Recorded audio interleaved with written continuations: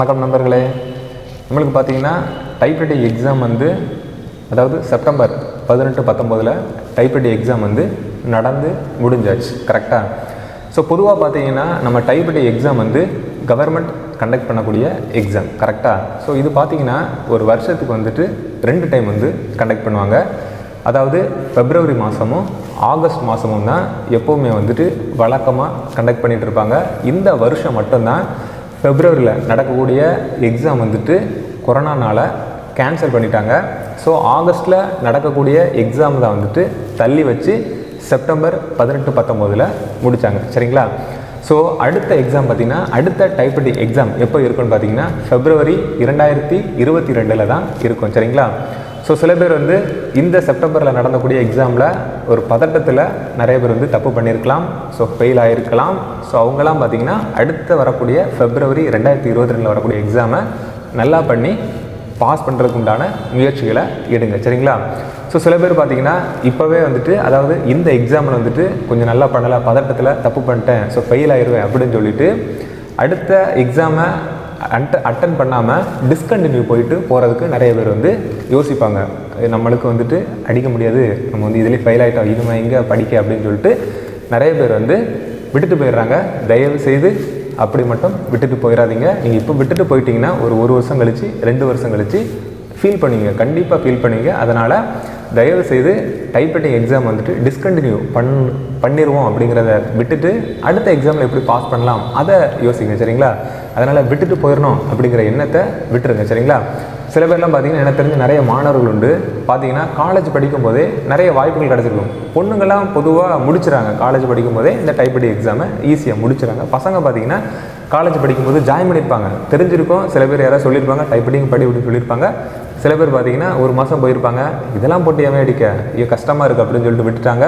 இப்போ அவங்களாம் பார்த்தீங்கன்னா TNPSC எக்ஸாம் ப்ரிப்பேர் பண்ணும்போது வேறு வழி இல்லாமல் இப்போ கஷ்டப்பட்டு அடித்து பாஸ் பண்ணிவிட்டு போயிட்டுருக்க நிறைய மாணவர்களுக்கு தெரியும். ஸோ அதனால் நீங்கள் வந்துட்டு விட்டுட்டு போயிடணும் அப்படிங்கிற எண்ணத்தை மட்டும் தயவுசெய்து வைக்காங்க. ஒழுங்காக போய் அடிங்க சரிங்களா. அடித்து முடிச்சு வச்சுக்கோங்க. சில பேர் வந்து வெறும் லோயரை மட்டும் தான் முடிச்சு வச்சுருக்காங்க, ஹையர் வந்து கஷ்டமாக இருக்குது அப்படின்னு சொல்லிட்டு விட்டுறாங்க. ஹையர் வரைக்கும் முடித்தாதான் உங்களுக்கு வந்து யூஸ்ஃபுல்லாக இருக்கும். எல்லா எக்ஸாமுக்குமே வந்துட்டு நம்ம TNPSC எக்ஸாமை பொறுத்த வரைக்கும் ஹையர் வரை படிச்சுக்கணும் சரிங்களா. அதனால் ஹையர் வரைக்கும் படித்து வச்சுக்கோங்க சரிங்களா. சில சென்ட்ரல் கவர்மெண்ட் ஜாப்ஸ்க்கு மட்டும்தான் ஏதாவது ஒரு ஹையர் மட்டும் கேட்குறாங்க. ஆனால் நம்ம TNPSC எக்ஸாம் Group 4 எக்ஸாம் பொறுத்த வரைக்கும் போத் ஹையர் கேட்குறாங்க. அதனால் போத் ஹையர் வரைக்கும் படித்து வச்சுக்கோங்க சரிங்களா.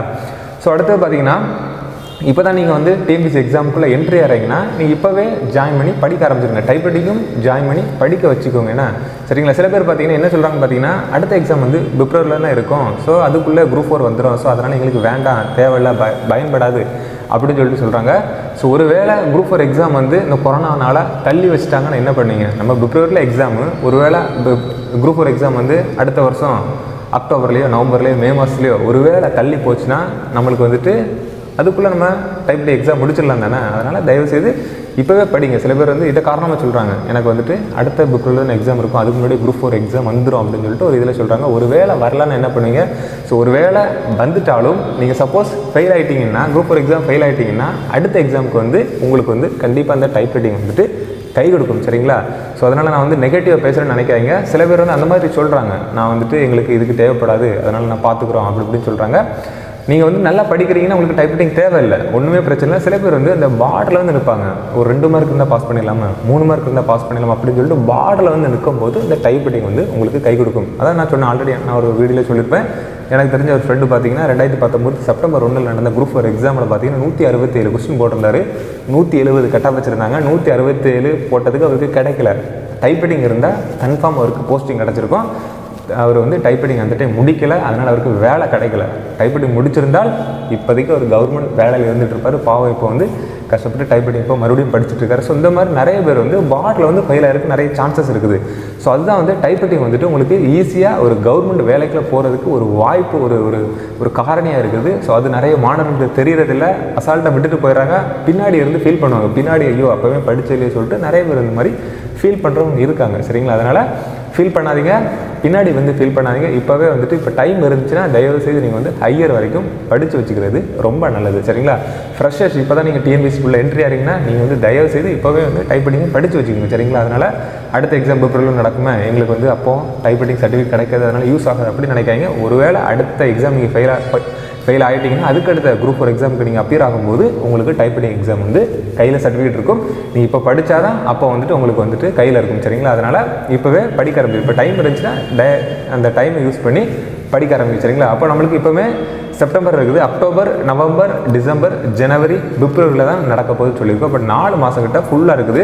ஸோ இந்த 4 மாதம் வந்து நீங்கள் ரெகுலராக போனீங்கனாலே டைரெக்டாக ஹையர் கூட முடிச்சலாம் சரிங்க. 4 மாதமே அதிகபட்சம் போதுமானது, டைரெக்டாக ஹையர் கூட போடலாம். நீங்கள் வந்து ரெகுலராக போகணும், ஏனதானு போனீங்கன்னா போட முடியாது. ரெகுலராக போனீங்கனாலே டைரெக்டாக ஹையர் கூட முடிச்சலாம் சரிங்களா. அதனால் ரெகுலராக போங்க. டைப்ரைட்டிங் வந்து ஸ்டார்டிங்கில் கொஞ்சம் ஒரு மாதிரி தான் இருக்கும், போர் அடிக்கும், தமிழ் கொஞ்சம் கஷ்டமாக இருந்த மாதிரி இருக்கும், ஷிஃப்ட் போட்டு அழுத்துற மாதிரி இருக்கும், கொஞ்சம் கஷ்டமாக தான் இருக்கும், இல்லைன்னு சொல்ல வரல. ஆனால் ரெகுலராக போனீங்கன்னா உங்களுக்கு ஈஸியாக இருக்கும். ஈஸியாக ஸ்பீடு அடிக்கிறது உங்களால் உணர முடியும். ஒரு மாதம் 2 மாதம் போனீங்கனாலே உங்களால் ஈஸியாக அது வந்து ஆட்டோமேட்டிக்காக கை பழகிடும். ஒரு மாதம் பழகிறதுட்டையும் கஷ்டமாக இருக்கும், அதுக்கப்புறம் பழகிட்டிங்கன்னா ரொம்ப ஈஸியாக இருக்கும் சரிங்களா. அதனால் டைப்ரைட்டிங் முடிச்சு வச்சுக்கோங்க சரிங்களா. அதனால் நீங்கள் வந்து டைப்ரைட்டிங் விட்டுட்டு போயிடலாம் அப்படின்னு நினச்சிருந்தீங்கன்னா தயவுசெய்து இந்த எண்ணத்தை விட்டுட்டு அடுத்த எக்ஸாமுக்கு வந்து அப்பியர் ஆகிறதுக்கு தயாராக இருங்க. ஸோ அடுத்த எக்ஸாம் நோட்டிஃபிகேஷன் போட்டிருக்கு, அதாவது பிப்ரவரியில் சொன்னோன்னே நான் ஜனவரியில் தான் போவேன் அப்படின்னு சொல்லிட்டு இருக்காங்க. ஸோ இப்போ டைம் இருந்துச்சுன்னா இப்போவே டெய்லி ஒரு 1/2 மணி நேரம் போய் அடித்து பார்க்குற என்ன தப்பு சொல்லுங்கள் பார்ப்போம். நமக்கு ஸ்பீடு வந்து கையிலே இருக்கும் அப்படி தானே. நீங்கள் ஒரு மாதம் முன்னாடி போனீங்கன்னா அது ஒரு பதட்டமாகும், இன்னும் 1 மாதம் தான் இருக்குது சொல்லிட்டு ஒரு பதட்டம் வரும். ஸோ அதுக்கு இடம் கொடுக்காதீங்க. ஸோ அதனால் இப்போ டைம் இருந்துச்சுன்னா இப்போ அக்டோபர் இந்த முடிய போகுது, நவம்பர், டிசம்பர், ஜனவரி 3 மாதம் பிப்ரவரியில் வந்துடும். ஸோ அதனால் டெய்லி ரெகுலராக போயிட்டே இருங்க, கண்டினியூட்டாக போயிட்டே இருந்தீங்கன்னா உங்களுக்கு அந்த ஸ்பீடு கையிலே இருக்கும் சரிங்களா. அதனால் எக்ஸாமுக்கு 1 மாதத்துக்கு முன்னாடி நான் போவேன், அல்லது எக்ஸாம் நோட்டிஃபிகேஷன் சொன்னதுக்கப்புறம் தான் போவேன், எக்ஸாம் ஹால் டிக்கெட் வந்ததுக்கப்புறம் போவேன் அப்படின்னு சொல்லிட்டு இருக்காங்க. அப்போ பதட்டமாகும். ஸோ மறுபடியும் செய்த தப்ப அதே தப்ப அடுத்த எக்ஸாம்லையும் பண்ணுவீங்க. ஸோ அதை தவிர்க்கணும்னா இப்போவே ரெகுலராக போய் அடிங்க சரிங்களா. ஓகே, இந்த வீடியோ பற்றி உங்களுக்கு பிடிச்சிருக்கோம் நம்புகிறேன். மீண்டும் அடுத்த ஒரு வீடியோவில் பார்க்கலாம். ஓகே, பாய்.